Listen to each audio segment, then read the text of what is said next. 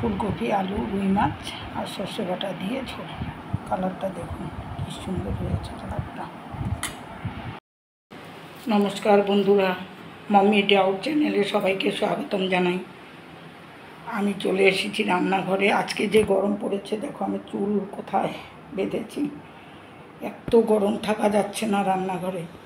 তাই আমি আজকে যে রান্নাটা করব সেটাও তোমাদের সাথে শেয়ার করব। আজকে আমি রান্না করব রুই সর্ষের পাতলা ঝোল। তা চলো রান্নাটা আরম্ভ করি।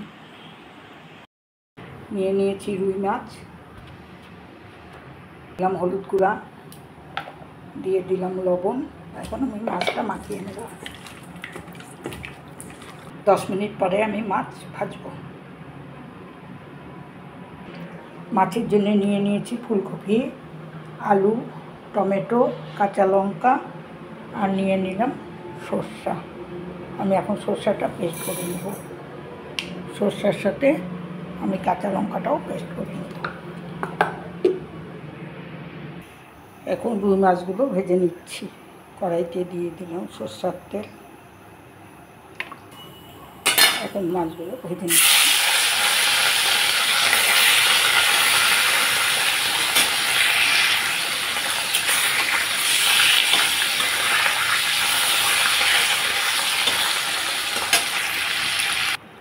মাছগুলো ভেজে নিলাম।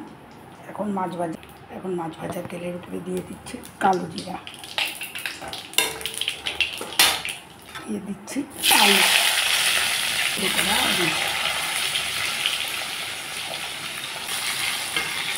আলুটা লাল লাল হয়ে এলে আমি কষি দিয়ে দিচ্ছি ফুলকপি।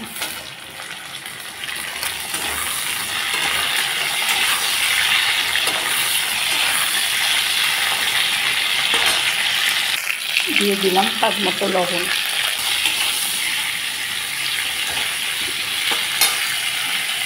হলুদ আমি মশলার মধ্যে দিয়ে দিয়েছি। দিয়ে দিলাম টমেটো।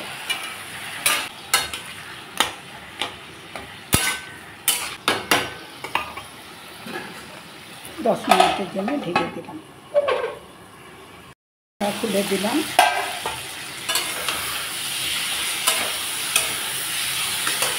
মোটামুটি হয়ে গেছে।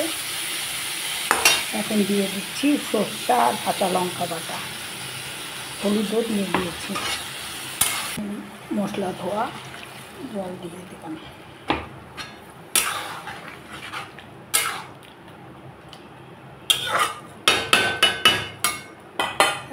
ঢেকে দিলাম 10 মিনিটের জন্য। মশলা কষিয়ে নিলাম। এখন দিয়ে দিচ্ছি জল।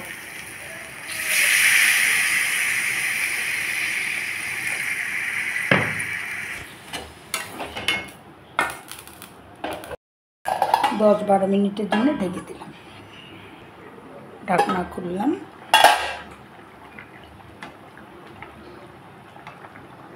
আলু সিদ্ধ হয়ে মাছ।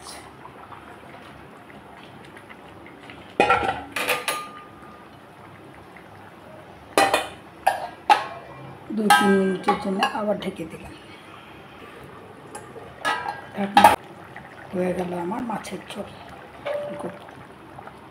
সর্ষে দিয়ে পাতলা ঝোল। তাহলে ভিডিওটা আজ এই পর্যন্তই। সবাই ভালো থেকো, সুস্থ থেকো। আমার ভিডিওটাকে যদি ভালো লাগে একটা লাইক অবশ্যই করে দিও, কমেন্ট করে জানিও, সাবস্ক্রাইব একটা করে দিও। তোমরাও পাশে থাকো, আমিও তোমাদের পাশে থাকো, বড় আশা রাখছি। তাহলে পরের ভিডিওতে দেখা হবে। Tata, bye bye. সর্ষে বাটা আর রুই দিয়ে,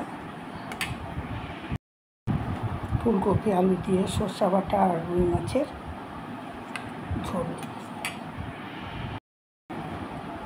সর্ষে বাটা, আলু আর ফুলকপি দিয়ে রুই মাছের ঝোল। দেখো কালারটা কি সুন্দর হয়েছে।